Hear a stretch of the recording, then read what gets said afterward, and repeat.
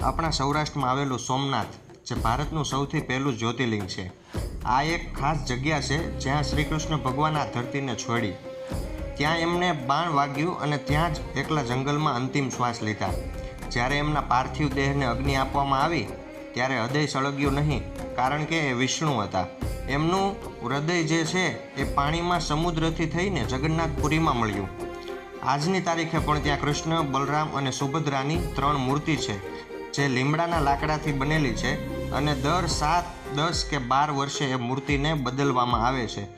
લોકો કહે છે કે જે કોઈ જાય છે મૂર્તિ બનાવવા માટે, એમને કંઈક બ્રહ્મતત્વ મળે છે, જેને નવી મૂર્તિમાં સ્થાપિત કરે છે. એ કૃષ્ણનું હૃદય છે અને આજની તારીખે પણ જ્યારે એ મૂર્તિ બને ત્યારે એ આંખ પર પટ્ટી બાંધી અંધારામાં જોયા વગર એ હૃદયનું સ્થાનાંતર કરે છે.